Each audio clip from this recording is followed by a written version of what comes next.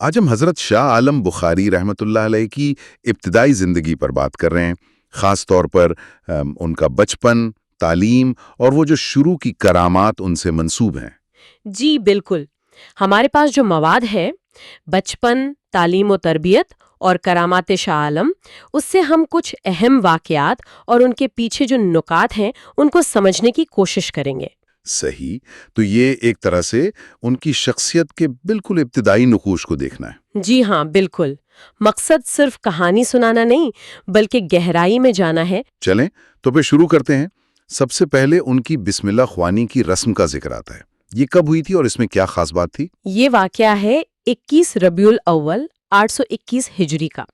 اس وقت آپ کی عمر حساب کے مطابق 4 سال 4 مہینے اور 4 دن تھی۔ اچھا، 4 سال 4 مہینے 4 دن۔ جی، اور خاص بات یہ کہ خود ان کے والد حضرت قطب عالم بخاری رحمت اللہ علیہ جو اتنے بڑے بزرگ تھے، انہوں نے چاندی کی تختی پر بسم اللہ لکھی۔ اچھا، خود انہوں نے؟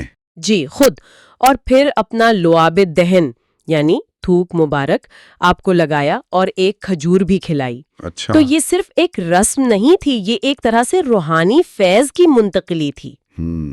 مطلب ایک بہت ہی بابرکت آغاز تھا۔ یقیناً۔ اچھا، ذرائع میں بچپن کی کچھ کرامات کا بھی ذکر ملتا ہے۔ ایک وہ پازیب والا واقعہ بڑا مشہور ہے، وہ کیا تھا؟ ہاں، وہ واقعہ تو بسم اللہ خوانی سے بھی پہلے کا ہے۔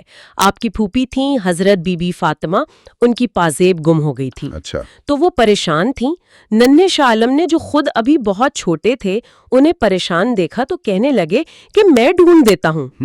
اور پھر انہوں نے ایک پرانی دیوار کی دراڑ کی طرف اشارہ کیا کہ وہاں ہے، اور واقعی پازیب وہیں تھی۔ حیرت کی بات ہے، لیکن اس سے بھی زیادہ عجیب بات یہ ہے، انہیں پتہ کیسے چلا اتنی کم عمری میں؟ جی یہی تو اصل نکتہ ہے۔ جب ان سے پوچھا گیا تو آپ نے فرمایا کہ اللہ نے تو مجھے اسی وقت بتا دیا تھا جب وہ چرائی گئی تھی۔ کیا مطلب؟ کب چرائی گئی تھی؟ جس دن آپ کی ولادت ہوئی تھی، ایک بوڑھی عورت نے وہ پازیب اٹھا کر وہاں چھپا دی تھی۔ ولادت کے دن؟ تو پھر اسی وقت کیوں نہیں بتایا؟ آپ نے فرمایا کہ مجھے اس عورت کا عیب ظاہر کرتے ہوئے شرم محسوس ہوئی، تو میں نے دعا کی کہ یا اللہ یہ جگہ اس عورت کی نظروں سے بھی پوشیدہ رہے۔ سبحان اللہ، یعنی بچپن میں یہ احساس ذمہ داری اور دوسروں کی پردہ پوشی کا خیال؟ بالکل، یہ صرف ترامت نہیں، یہ ان کی شخصیت کی گہرائی کو ظاہر کرتا ہے۔ توکل تھی اور دوسروں کا خیال بھی۔ صحیح۔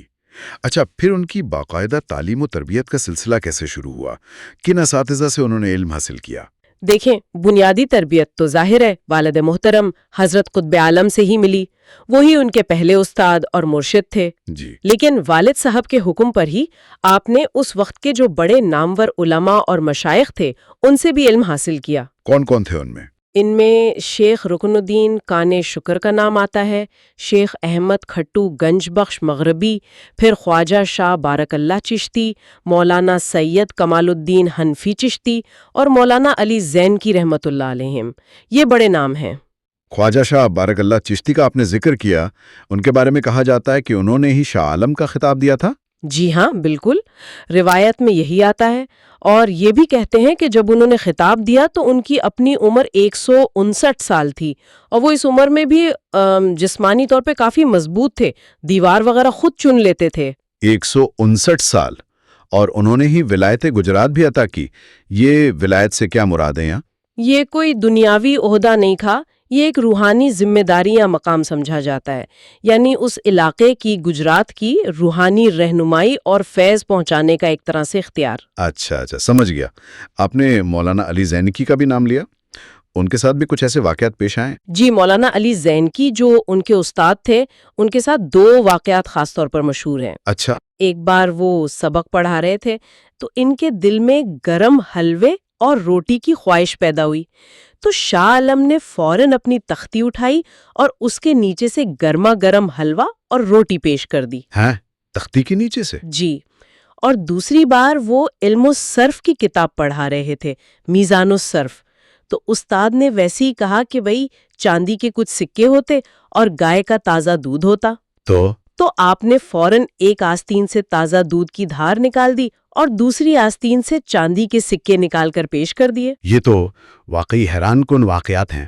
ان کو صوفی کیا کہتے ہیں، تصرف؟ جی، اس کو روحانی قوت کا اظہار یا تصرف کہہ سکتے ہیں۔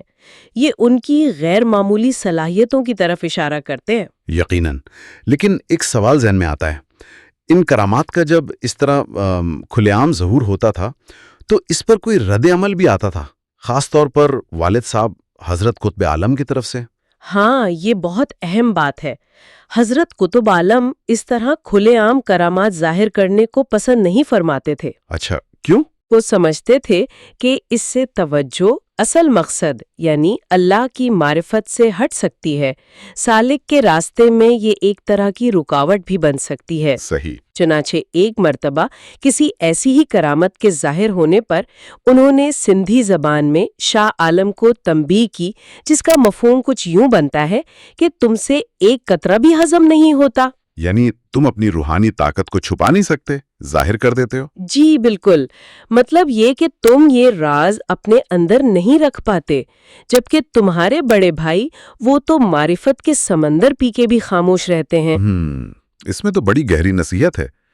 تو شاہ عالم نے کیا جواب دیا اس پر؟ آپ نے بہت ادب سے عرض کیا، فرمایا کہ شاید یہ آپ کی اپنی ہی نظر کا اثر ہے یا آپ نے پہلے جو کوئی بات فرمائی تھی یہ اس کا نتیجہ ہے۔ کمال کا ادب، اور جواب میں بھی ایک معرفت کا پہلو ہے۔ جی تو خلاصہ یہ ہوا کہ حضرت شاہ عالم کی ابتدائی زندگی ہی غیر معمولی روحانی نشانیوں سے بھری ہوئی تھی، بالکل۔ لیکن ساتھ ساتھ ان کے والد کی طرف سے ایک تربیت بھی چل رہی تھی کہ ان طاقتوں کے اظہار اور ان کو قابو میں رکھنے کا توازن کیسے قائم کیا جائے۔ بالکل صحیح، اور میرے خیال میں یہی وہ نقطہ ہے جو آج